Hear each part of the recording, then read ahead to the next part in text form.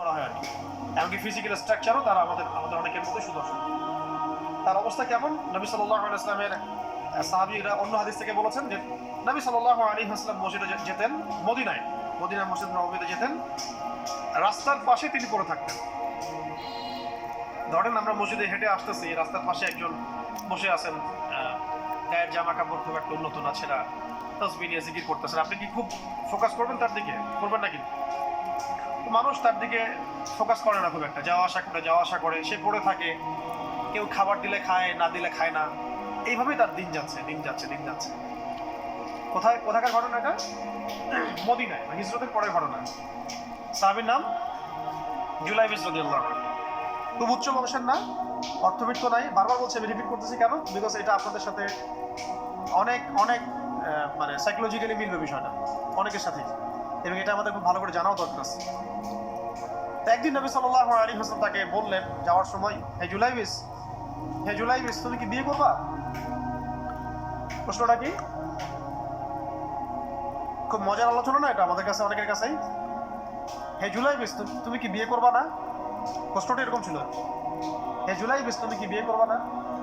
উনি তো আকাশ থেকে বললেন, ইয়া রাসূলুল্লাহ, আমাকে কে বিয়ে করবে? আমার না আছে চেহারা সুরত, না আছে আমার বংশমর্যাদা, না অর্থনীতি, আমি কিভাবে বিয়ে করব? কে মেয়ে দিবে আমাকে? কে আমাকে মেয়ে দিবে?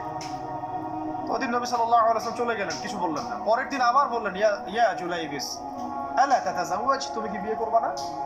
একই উত্তর, ইয়া রাসূলুল্লাহ, আপনি গতকালকে এক কথা বললেন, আবার বলতেছেন বিয়ে করবেন, আমাকে কে বিয়ে করবে? তৃতীয় দিন নবী সাল্লাল্লাহু আলাইহি ওয়াসাল্লাম আবার বললেন, আলা তাতাযাওয়াজ ইয়া জুলাইবিস, তুমি কি বিয়ে করবা না হে জুলাইবিস? তিনি এবার বলছেন, আপনি কি আমার সাথে অস্বীকার করতেছেন? আমাকে কে বিয়ে করবে? তো নবী সাল্লাল্লাহু আলাইহি ওয়াসাল্লাম বললেন যে অমুক আনসারী সাহাবীর বাসায় যাও। আনসারী সাহাবী কারা? যারা মুহাজির সাহাবীদেরকে আশ্রয় দিয়েছেন। অমুক আনসারী সাহাবীর বাসায় যাও, সেখানে একজন বিবাহযোগ্য নারী আছে, মেয়ে আছে, তাকে গিয়ে বলো যে আমি রাসূল সাল্লাল্লাহু আলাইহি ওয়াসাল্লামের পক্ষ থেকে আমার বিয়ের প্রস্তাব নিয়ে আসছি। তিনি গেলেন, যাওয়ার পরে বললেন যে আমাকে প্রস্তাব সহ পাঠানো হয়েছে। মেয়ের বাবা আর মায়ের রিয়াকশন ছিল অনেকটা সাধারণত যা হয় তেমন আর কি। তুমি বিয়ের প্রস্তাব নিয়ে আসছো, তুমি কি খাওয়াবা মেয়েকে? কোথায় রাখবা? তোমার তো নিজের কোনো থাকার জায়গা নাই। প্রশ্ন কিন্তু যৌক্তিকই। আমি মেয়ের তো বাবা, আমিও তো এই প্রশ্নই করবো নাকি? প্রশ্ন করবেন না? আপনার মেয়ে থাকলে এভাবে প্রশ্ন করবেন তো আপনি। তো তারাও সেই প্রশ্ন করলেন, এমনকি এক পর্যায়ে রিফিউজ করে দেওয়া হলো, না এটা পসিবল। এই কথাগুলো, কনভারসেশনগুলো ভিতর থেকে শুনছিলেন সেই মেয়ে নিজেই, আনসারী সাহাবী, মদিনার আনসারী মেয়েরা কিন্তু অনেক সুদর্শন তৎকালীন সময়ের কাছে, উচ্চ বংশের সুদর্শন, খুবই এলেম বলা হতেন তারা, হিপস ক্ষমতা খুব থাকতো, খুবই জজবাওয়ালা, মানে জিহাদের মাঠে একদম যুদ্ধ করেছেন তারা একদম।